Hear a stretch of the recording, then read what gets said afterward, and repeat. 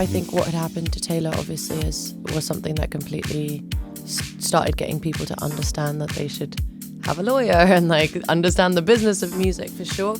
I think owning your publishing was just something that I really wanted to have. I think a lot of artists go like independent or do their own thing. I just wanted to have my whole catalogue. Oh my gosh, I am so excited. Miss Dua Lipa is in studio. Hello. Hi, I'm so excited to be here. Oh my gosh, we are zoomed out and we're so happy that you're in person. You're out doing stuff again. We've got new music.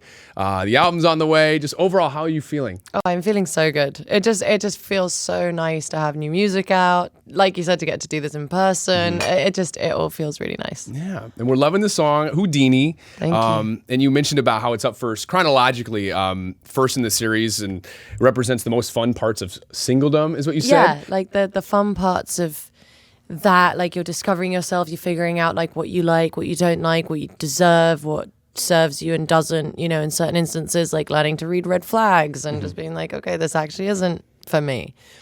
And then choosing when to stay and when to Houdini. Yeah. Essentially in all those situations. Absolutely. What's your favorite part about like being single?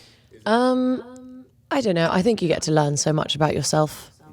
Yeah, I think a lot of people kind of wish their singledom away, like looking for someone else. But I think the whole point of spending that time alone is to really figure out like what you need, you know, and who you are in the silence and who you are when you're without someone. I think that's like the best bit.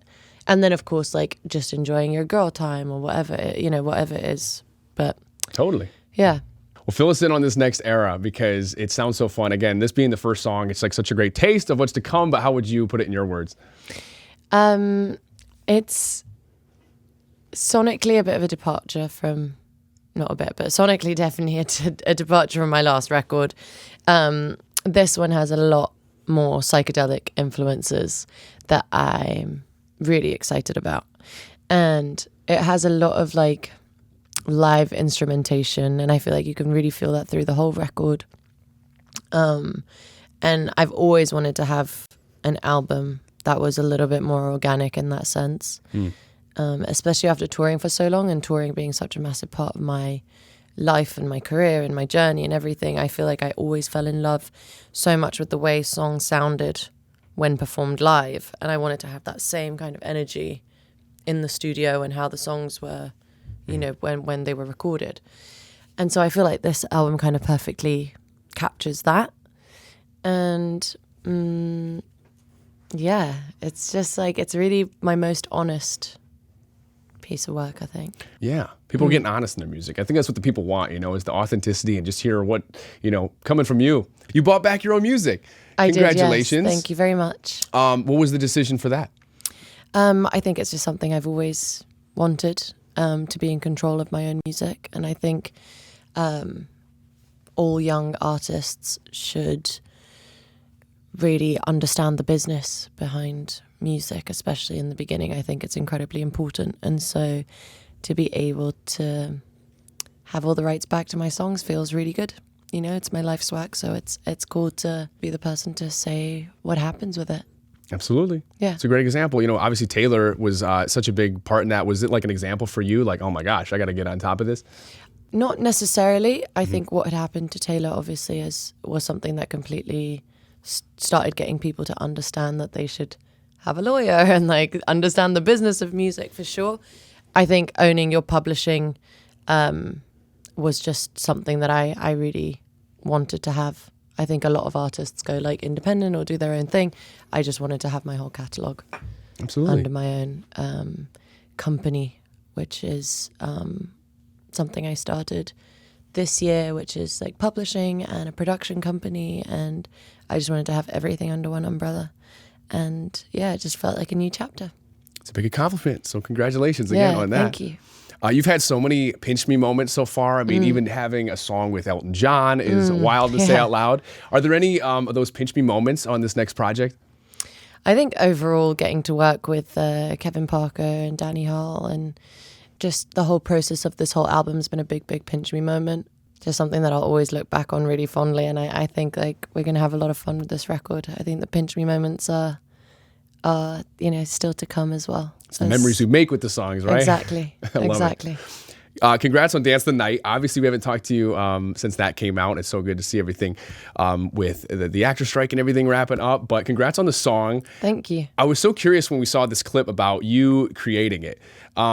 Did you make the song before you saw the scene? And then you saw the scene and maybe reworked it a little bit? What was the story behind Dance the Night? So we initially had written a song based on like the dancers. The one clip I'd seen was basically all the cast dancing in a dance studio preparing for shooting the actual scene. Mm-hmm. So I kind of got a feel of what's about to happen, but obviously didn't get like the full idea. Sat down with Greta, kind of got an understanding of like the whole premise of the film. And then when I sat down to work with Mark, Andrew and Caroline, and we were thinking about the story of Barbie, what it represents, and how we can basically do this big dance moment in the film justice, we started writing. So we initially had a whole song written. And then after living with it for a little while, I was like, the verses, melody, I think we can do with changing them a little. And so when we went back into the studio, we actually had the footage of the scene that was shot in Barbie. And so then we started using the scene so we could write the lyrics like a score almost. Mm-hmm. And it was just very much tailored to every little movement that was happening in the scene to then what she was feeling, because essentially it happens on Barbie's best day ever, and then she starts having these thoughts of death. Right. And it's like, okay, how do I try and paint the picture with a song in that vein, in that world where there's only underlying stories or underlying feelings of the, when things go wrong, how am I going to be able to kind of keep my cool? Or like Barbie, like show like I've got not a single hair out of place and just be in this like perfect state, which obviously is impossible. And so that was really how we went about it. You're podcasting too. How have you enjoyed that? I've loved it. It's been a new experience, definitely scary. I don't know. I feel like I have to do so much like research, and I watch all the documentaries and listen, read all the articles and, listen to other podcasts that they've done just to be able to kind of create kind of different questions or do it in a way that they just, I don't know, my guests feel like they can talk really freely. And it's just been a massive like learning experience. Totally. Definitely out my comfort zone, but I like to be out my comfort zone a lot of the time. Any last message for your fans? Anything you want to, I just want to say thank you so much for all the love and the support. I just feel so lucky to get to do this really every day. Amazing. Dua Lipa. Thank you. Thank you so much.